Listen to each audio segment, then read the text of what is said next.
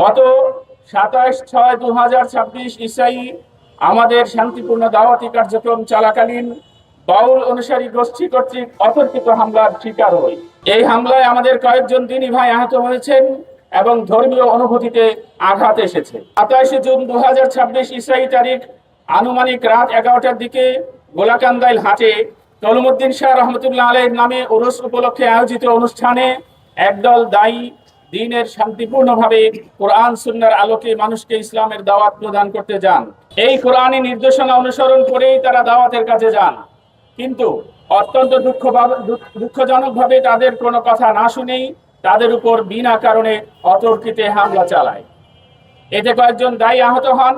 আমরা এই ঘটনার নিরপেক্ষ তদন্ত এবং প্রকৃত দোষীদের আইনের আওতায় এনে দৃষ্টান্তমূলক শাস্তির দাবি জানাই। শুধু শারীরিক আক্রমণ নয়, এটি ছিল একটি সুপরিকল্পিত উস্কানিমূলক পদক্ষেপ, যার উদ্দেশ্য হলো সাম্প্রদায়িক সম্প্রীতি নষ্ট করা, শান্তিপূর্ণ ধর্ম প্রচার কাজকে বাধাগ্রস্ত করা, ইসলাম প্রচারকে জঙ্গি ট্যাগ লাগানো এবং সাধারণ মানুষের মধ্যে ভীতির সঞ্চার করা।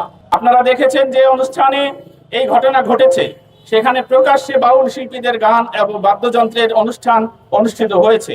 ইসলামের দৃষ্টিতে মুসলিমদের ধর্মীয় অনুষ্ঠানে এ ধরনের আয়োজন শরীয়ত সম্মত নয়।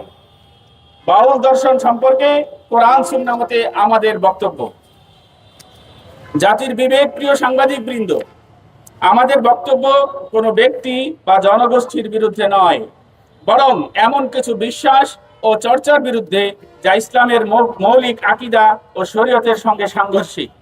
তবে আমরা মনে করি কোরআন ও সহিহ সুন্নাহর পরিপন্থী যে কোনো বিশ্বাস, আচার ও ধর্মীয় অনুষ্ঠান সম্পর্কে মুসলিম সমাজকে সচেতন করা আলেম ওলামা। ভবিষ্যতেও যদি রূপগঞ্জের ভিতরে কোনো মাজারে অবৈধ কার্যকলাপের প্রমাণ পাওয়া যায়, তাহলে জড়িতদের বিরুদ্ধে আইনানুগ ব্যবস্থা গ্রহণ করতে প্রশাসনের প্রতি জোর দাবি জানাচ্ছি। আরো দাবি জানাচ্ছি যে রূপগঞ্জ উপজেলাধীন যত মাজার আছে, সমস্ত মাজারের আর্থিক স্বচ্ছতা নিশ্চিত সহ যত ধরনের অনিসলামিক কার্যকলাপ আছে সবকিছু বন্ধ করে সহিহ কোরআন সুন্নাহ মোতাবেক মাজারে শরীয়তি পীর মাশায়েখদের ইসালে সওয়াব পৌঁছানোর ব্যবস্থা করা।